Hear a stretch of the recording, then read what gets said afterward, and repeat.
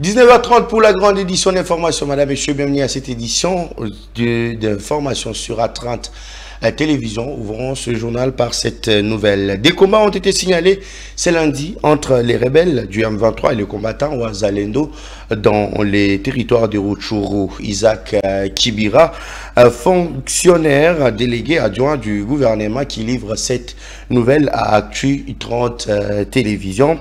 Il révèle que ces affrontements provoquent un déplacement massif de la population dans la région. Il a été joint au téléphone par Josué Bengbatso. Depuis le matin en territoire de Rutshuru, dans la chefferie de Bwito, précisément dans le groupement Bukombo, les M23 se sont réveillés en quittant Kizimba et d'autres Moulimbi pour attaquer les VDP au niveau de Bukombo. Alors, arrivés dans la contrée de Shonyi, à Kavumu précisément, ils ont attaqué les positions de Wazalendo. Alors, les Wazalendo, en tout cas, s'affrontent aux M23 qui n'ont pas, en tout cas, la force de pouvoir repousser les Wazalendo. Au moment où nous parlons, il y a des crépitements de balles au niveau de Kavumu, Shonyi et dans la partie aussi de Sissa, ceux qui sont venus de Kizimba, mais les Wazalendo, en tout cas, s'affrontent bec et ongle pour contrecarrer l'avancée des M23 qui n'ont pas, en tout cas, eu la force de pouvoir repousser les Wazalendo. C'est ça la situation qui prévaut dans cette contrée. La population fuit ça et là, se cache dans des collines, comme d'habitude. Alors, nous demandons aux belligérants de pouvoir respecter les principes du droit international humanitaire. Revenons à Kinshasa où la population quinoise appelle à la levée de la mesure sur la circulation alternée dans la capitale congolaise. 2 semaines après son instauration les mesures en phase d'essai, les Quinois déplorent l'augmentation des embouteillages dans plusieurs coins de la ville de Kinshasa. Ils l'ont dit aujourd'hui devant le reporter d'Actu 30 Télévision. Nous sommes déjà à la 3e semaine depuis la mise en application par les gouvernements de la mesure portant circulation routière alternée dans la ville de Kinshasa en vue de lutter contre les embouteillages. Dans les routes de Kinshasa, principalement dans le chef de chauffeur, l'accueil de cette décision reste à demi-teinte. Depuis ce mesure, on a dit raisonnable bien en tout cas, biso tout le monde a sens de faire tous autres travaillent sur bien par rapport à nombre de tournées, tous qui la robeta, sans oublier robeta moi 12 tours mais là le lobo au coq sabatou on a été passé en bouteille les qui magas. So total net nzela mai simbi. Mais boulevard vraiment battre on ngezaki. Poids lourd to bien ngezaki kaka aller comme retour. Tout d'abord, en tout cas, le sens alterné est compliqué sous une fadé. Donc, les gens qui ont formule A, formule B. En bouteille, le A et qui est la B. Na B, sous ma B, on A. C'est pour qu'on a ultimate, pour qu'on a Will, comme boulevard, donc, banane verti 11h, 40 euros. Du côté des usagers de transport, la mesure des autorités vient plutôt renforcer les embouteillages déjà monnaie courante dans la capitale congolaise. Nous sommes à 6 heures, nous sommes comme ville 9 heures, 10 heures. Avec le transport, ils ont fait ça, mon boulot, ma casse, surtout le sens unique. Le transport, il faut un transport. Nous sommes à 6 heures, nous sommes à 10 heures. Nous sommes à perdre le transport.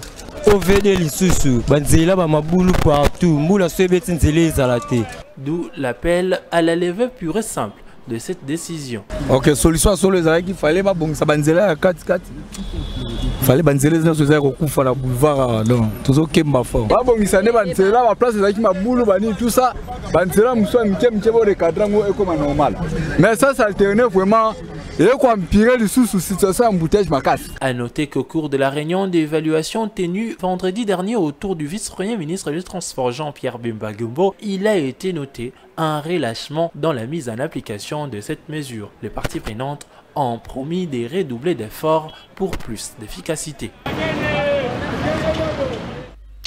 Et toujours à Kinshasa, la police des circulations routières interdite d'interpeller des conducteurs dans certains tronçons de la capitale. Mesure saluée par les chauffeurs interrogés ce lundi dans les rues de la capitale congolaise. Ils appellent à l'application pure et simple de cette mesure. C'est pour réduire les tracasseries policières dans la capitale que le commissaire provincial de la police interdit l'interpellation des conducteurs sur quelques artères de la ville. Décision saluée par les conducteurs. Tracasserie les quand même casse. Donc tracasserie créer un embouteillage na boulevard. Bon mesure à suite total la ngonan. Ceux qui va roulage va respecter en mesure au général à suite et aller répondre à besoin du peuple. Ezali malamu takasere leki ebele ozomona na ba polisi ba batini na nzela ke o sansini ke boindenge nini musa bazo sana nzela eza pona ba nzela te mais bazo kangande mituka na ba moto pona nga c'est important te bon baza na nzela nzela ifale etika daka ndenge zalaka eza kitoko makasi po mususu okomona embouteillage moto esunga makasi. D'autre part contre demande aux autorités de la police de veiller au suivi de l'application de cette mesure.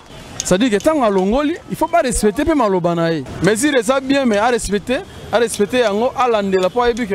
Oh ya lo bagaba policier va kokisangote. Mais général a joué ça bien. Mais à ma bende ba policier tisco bazo kateneti ba des ancêtres ba pesi ba on a sima tracasserie eza makasi bazo tracasser ba des dans le thème mabu ba fuzi comptable. Biso pe ba chauffeur to respecter ba ordre ba cheli biso anzela. So to respecter ordre to tambola bien nzela za polele. C'est pas ma décision générale à suivre. Du côté de la population, on appelle les conducteurs à éviter l'anarchie. Bagent transport, batelemi out, tracasserie et leki, c'est pas bango. So ba moni ba chauffeur ba yana mituka, ba zo tungisa bango ba chauffeur nyoso ba okima. Biso peuple nde to su. Yango to sengi ba konzamboka, il faut makambo ya ba agent transport et à la réglementer. Baye ba erni ne ba kozala na nzela, na erni ba kozala na nzela te. Nous devons reconnaître que nos conducteurs ont un mauvais comportement, ils n'ont pas l'éducation. Et les Congolais, quand il n'y a pas le fouet, ils vont se méconduire. Et même les conducteurs, est-ce qu'ils ont vraiment une éducation? Parmi les tronçons concernés par cette mesure figurent l'avenue de la Libération ex-24 novembre, le boulevard du 30 juin, le boulevard Triomphal vers le Palais du Peuple, l'avenue des Huileries jusqu'à la Régie des Eaux.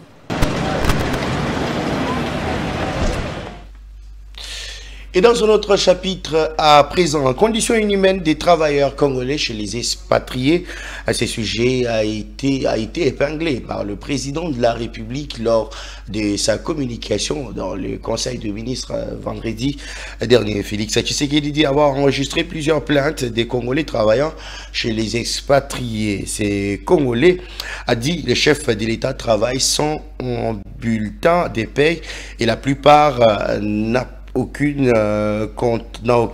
contrat de travail. Face à cette situation, le président de la République a chargé les ministres de l'Emploi et l'IGF à travailler en collaboration pour placer un mécanisme de contrôle. Le président de la République a enregistré plusieurs plaintes de nos compatriotes employés par des expatriés, particulièrement les Indo-Pakistanais, les Chinois et les Libanais et autres. En effet, c'est presque chaque année que les employés congolais des commerçants si haut identifiés réclament l'amélioration de leurs conditions de travail et que leur soit appliqué le nouveau barème de paie, notamment dans le secteur du commerce. En outre, ces travailleurs sont payés sans aucun bulletin de paie et la plupart n'ont aucun contrat de travail et assez souvent avec une absence de prise en charge médicale adéquate ou encore très faiblement organisée. Dans le souci de mettre fin à l'exploitation des employés congolais par leurs employeurs expatriés, il a engagé le ministre de l'Emploi et Travail par ses services spécialisés en associant l'inspection générale des finances à initier la mise en place d'un mécanisme de contrôle régulier pour décourager ces abus et faire respecter toute la réglementation de la République démocratique du Congo en matière de travail et veiller à l'application des sanctions prévues. Un rapport est attendu à ce sujet d'ici fin décembre 2024. Et lors de cette même réunion du Conseil des ministres, le gouvernement congolais a annoncé le lancement d'une application destinée à surveiller en temps réel les pratiques commerciales dénommées TALC. Cette initiative portée par le vice-premier ministre, ministre de l'économie nationale Moukoko Samba Daniel vise à renforcer la transparence économique et à transformer les missions de contrôle en outils de régulation pour favoriser un climat d'affaires positif en République démocratique du Congo. Pour moderniser le contrôle économique et améliorer sa transparence, le ministère a développé une application informatique pour une surveillance en temps réel des pratiques commerciales et des flux commerciaux. Cette application dénommée TALC est conçue par des jeunes Congolais inclus à ce stade. Un module mobile pour les équipes d'enquêteurs facilitant la collecte de données sur le terrain, notamment la collecte hebdomadaire des prix et la centralisation des rapports. Une plateforme dédiée aux opérateurs économiques leur permettant de soumettre directement les informations sur les stocks, les prix et les structures tarifaires comme l'exige la loi. Le Conseil a pris acte de cette note d'information. Initiative de la première ministre de la République démocratique du Congo, la Judith Suminwa, et la première édition de la GOA sur le leadership féminin a réuni le week-end dernier à Kinshasa plus de 500 femmes de plusieurs secteurs de la vie nationale. La rencontre a permis à ces femmes de formuler des recommandations prioritaires à la chef de l'exécutif national pour une prise en compte de l'action gouvernementale. Elles sont la représentation des femmes de tous les secteurs de la vie nationale. Enseignantes, affairistes, militantes, maman maraîchère et maman maléwa, toutes réunies dans le cadre de cette première édition de l'Agora sur le leadership féminin, initiative de la première ministre Judith Suminwa Tuluka, placée autour du thème « Réflexion stratégique sur la bonne gouvernance et l'émergence socio-économique du pays ». Ces assises avaient pour autre objectif de recevoir les recommandations de la femme congolaise pour une prise en compte dans l'action gouvernementale. À la prise de parole de la chef du gouvernement, c'est d'abord des applaudissements en guise de félicitations pour sa nomination, mais également de reconnaissance au président de la République, champion de la masculinité positive. Judith Suminwa a salué les courages de la femme congolaise et a rassuré de son engagement de tout mettre en œuvre pour l'épanouissement de la gente féminine en RDC. Comme le disait Jean-Paul Sartre, l'important n'est pas ce qu'on fait de nous, mais ce que nous faisons nous-mêmes de ce qu'on a fait de nous.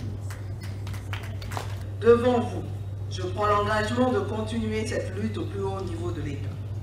En même temps, j'ai besoin de votre soutien, car comme le disait Nelson Mandela, aucun de nous, en agissant seul, ne peut atteindre le succès. Les différents groupes des femmes ont par leurs délégués formulé des recommandations à la première ministre, des propositions qui ont tourné sur des financements aux initiatives des femmes, mais aussi sur une discrimination positive pour une meilleure représentativité dans différents secteurs. Judith Suminwa a eu des mots rassurants après les propositions. La rencontre a été de grande importance pour l'assistance. Le parti prenante n'ont pas tari d'éloges à la première ministre. C'est une très bonne initiative. Comme son Excellence la Première ministre l'a souligné, il faut qu'on le multiplie pour que nous ne restions pas juste au niveau de plaidoyer, de soumettre de propositions, mais plutôt d'évaluer les actions après ce type d'événements. On s'est dit aujourd'hui en tant que femmes, nous avons beaucoup apporté, nous avons beaucoup à contribuer dans l'économie de notre pays.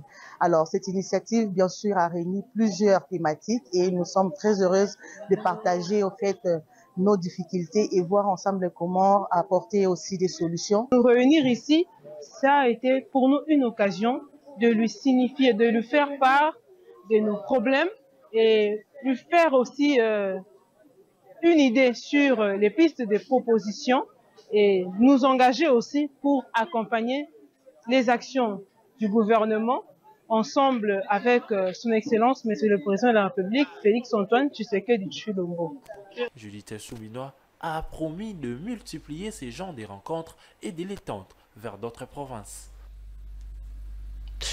Tout à fait autre chose à présent. Des dégâts matériels ont été enregistrés au quartier Niafani dans la commune d'Esselembao après les pluies qui se sont abattues à Kinshasa dans la capitale de la République démocratique du Congo. Une tête d'érosion ayant déjà emporté plusieurs lieux d'habitation ne cesse de progresser. Elle menace non seulement la route bypass au niveau de la Guado, mais aussi un pylône de la Société nationale d'électricité SNEL qui pourrait s'écrouler en cas de fortes pluies dans ce quartier. Reportage.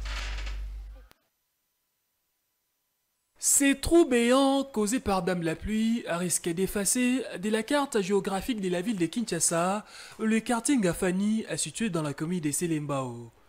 Au niveau de la Guado, sur la route bypass, l'érosion a ravagé plus de 20 parcelles. Une cinquantaine de ménages se trouvent sans abri. Face à la progression rapide de cette tête d'érosion, certains habitants jusque-là à l'abri du danger ont quitté les lieux en portant les nécessaires. D'autres, sans savoir où aller ni à quel sens vouer, n'attendent que Mère Nature accomplisse ses désirs. Je crois que les décision. Boza na mitema na sima na biso bo mona déjà plus de 40 maisons qui bat bakoni ba sans abri bazana besoin de sungi na bino terrasse ezaki nango mokie mbenge libulu ebukani retard ya intervention ya bino ba kontinde yango ezo ya munene so ebosali attention te kala mingi tezo kutana ba ipasa kwa bazaika ezaika niveau terrasse ezalaki awa terrasse wana banda kala biso tokota tokutango terrasse kawa ebeika kosaka mbula le 19 laika ebeti na tongo nde ba dégager nde esali ebuka boye mais lelo nazoloba boye naza libanda naola lepa ya muninga nga mama mukolo bosuki ya pembe naola na salon. Est-ce que ça bien tozolela ba société nyonso baye ba filmer to lobby. Autre danger qui guette ces quartiers et même la ville de Kinshasa en général et ces pylônes haute tension de la SNEL. Ce qui peut être SNEL et KI, des cas monsieur, et Rosalama, SNEL, a tel problème, il y a poton aïe.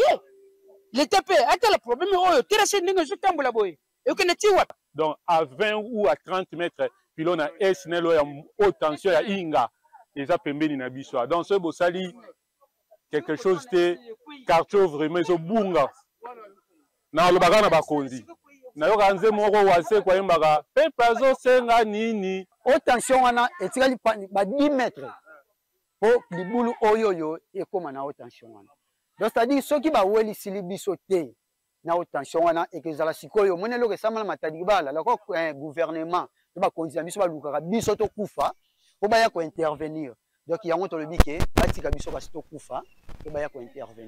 Pour éviter les mêmes drames qui s'est produit à Matadi Kibala, les habitants du quartier Ngafani appellent les autorités compétentes à instruire le plus rapidement possible les travaux pour stopper la progression de cette tête d'érosion.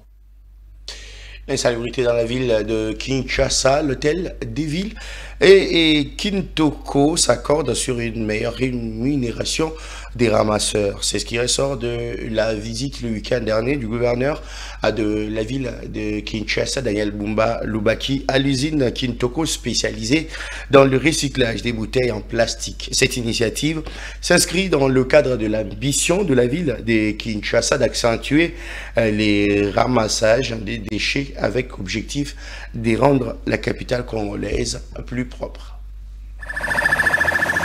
Lors de sa visite à cette usine, le gouverneur Daniel Bumba Lubaki a souligné l'importance cruciale de ramasseurs des déchets dans les processus d'économie circulaire. Il a annoncé des mesures visant à améliorer leur rémunération, affirmant que ces travailleurs jouent un rôle essentiel dans la gestion des déchets et dans la promotion du recyclage. Cette nouvelle politique vise à encourager davantage des personnes à s'engager dans le ramassage des déchets, contribuant ainsi à une réduction significative de l'enfouissement, conformément aux recommandations du président de la République, Félix Antoine Tshisekedi Tshilombo.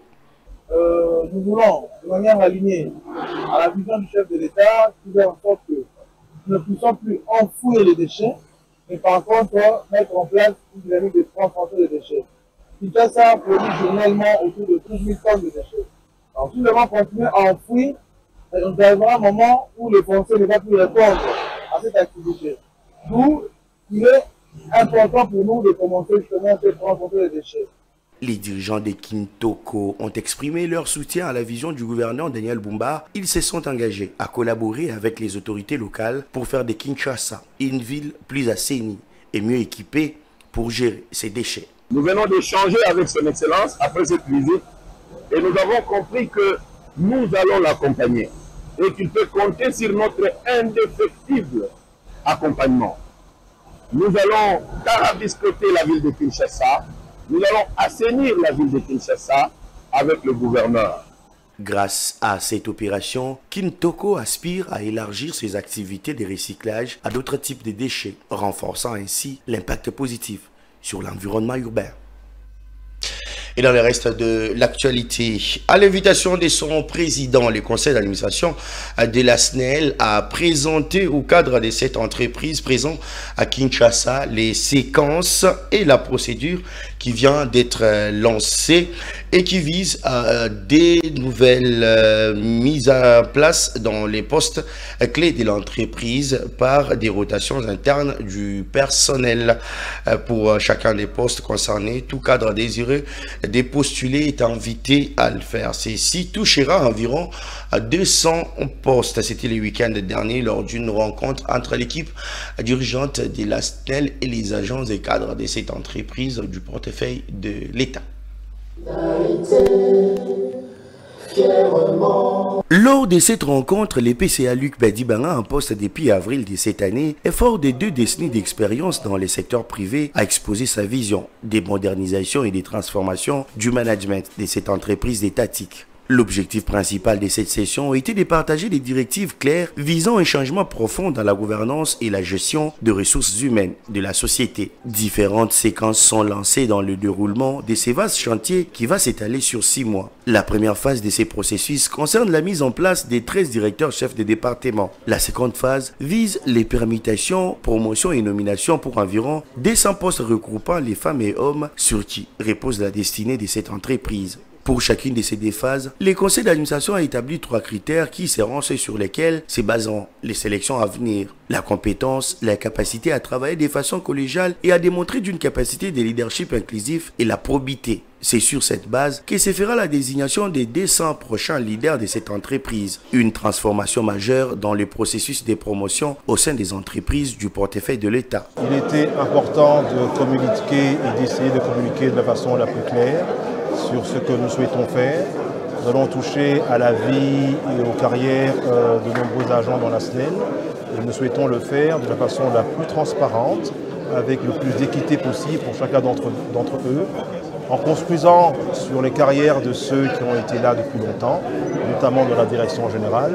Le directeur général l'a rappelé, il y a des directeurs qui sont déjà en place et qui ont fait un travail d'exception.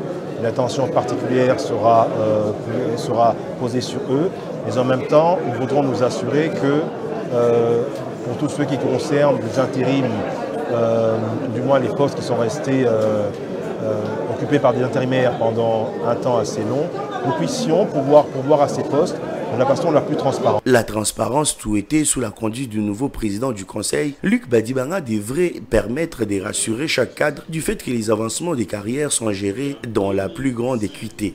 Ce style de management étant transformé la culture de la société en une structure où la responsabilité et la performance ne sont pas seulement attendues, mais constamment mesurées et récompensées. Ça va être une procédure ouverte à tous.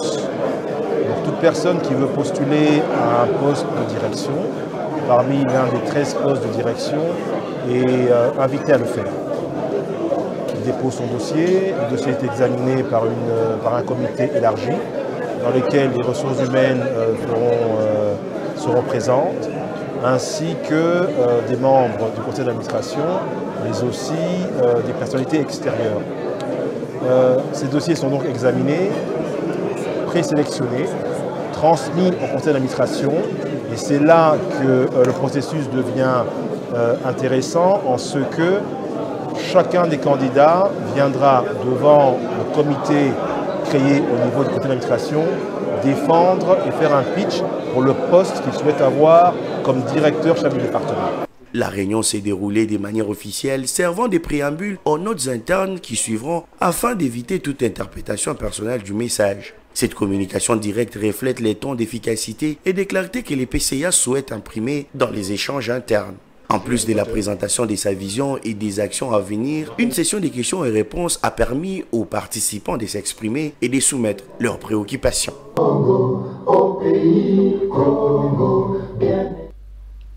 Et depuis sa prise de fonction, le gouverneur de la province du Congo central, Grace Bilolo, a déjà totalisé son jour à la tête de cette province. Dans cet élément, nous vous proposons les premières actions, les premières réalisations depuis les débuts de son mandat. Chaque histoire a un commencement. Celle de la province du Congo central sous la gouvernance de Grace Kwanga Maswangi Bilolo et de Prosper Ntela Tambidila a commencé le 19 juillet 2024 après leur brillante victoire aux élections des gouverneurs et vice-gouverneurs du 29 avril 2024.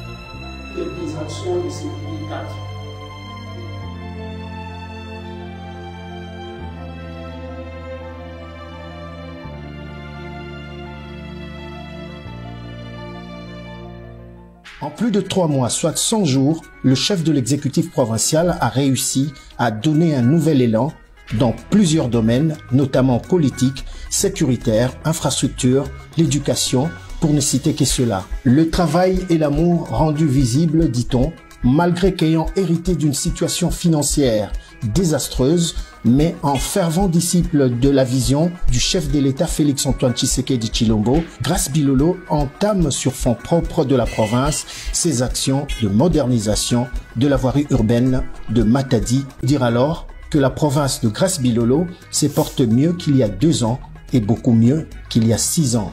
L'avenir reste prometteur.